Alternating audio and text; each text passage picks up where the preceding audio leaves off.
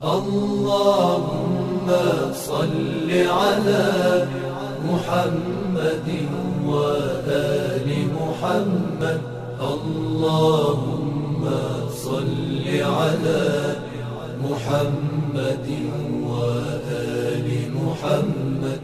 اعوذ باللہ من الشیطان الرجیم. بسم اللہ الرحمن الرحیم. الحمد للہ رب العالمین وصلی اللہ علی سیدنا و نبینا محمد وآلہ الطاہرین. اما بعد فقد قال اللہ تبارک و تعالی بسم اللہ الرحمن الرحیم. کتب علیکم الصیام کما کتب علی الذین من قبلکم لعلکم تتقون. مہمانان ماہ سیام، اس بابرکت مہینے میں امید ہے اللہ تعالی ہمیں اپنی بندگی کو کما حقہ انجام دینے کی توفیق نصیب فرمائے.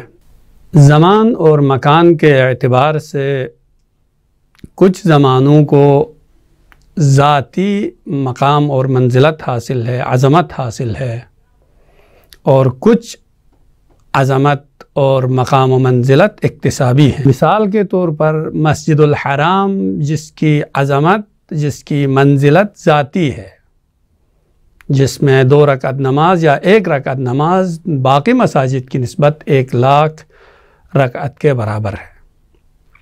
اسی طرح سے تاریخ میں اگر ہم دیکھیں، وقت کے اعتبار سے دیکھیں، شب قدر کی اپنی عظمت ہے، اور انہی عظمتوں میں سے ایک عظمت والا وقت اور زمان ماہ رمضان ہے.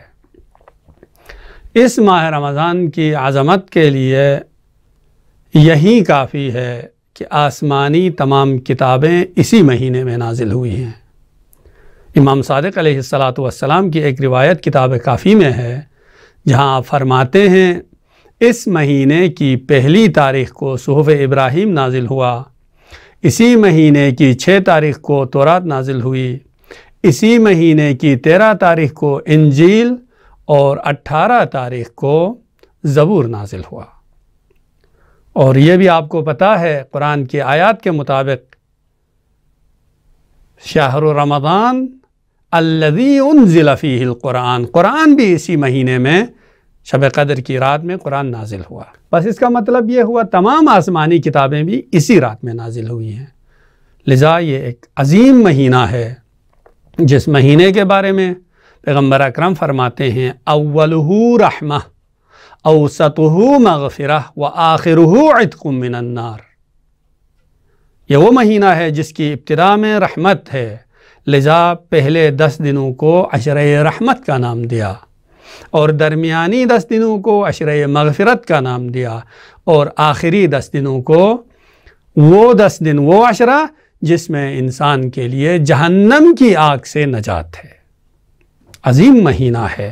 اس مہینے کے ناموں میں شہر البرکہ، شہر الرحمہ، شہر الصیام، شہر العتق، اور شہر دعیتم الی ضیافت اللہ، یعنی مہمانی خدا کا مہینہ ہے، برکتوں کا مہینہ ہے، رحمتوں کا مہینہ ہے، عظمتوں کا مہینہ ہے، روزے کا مہینہ ہے، اور جہنم سے آزادی کا مہینہ ہے.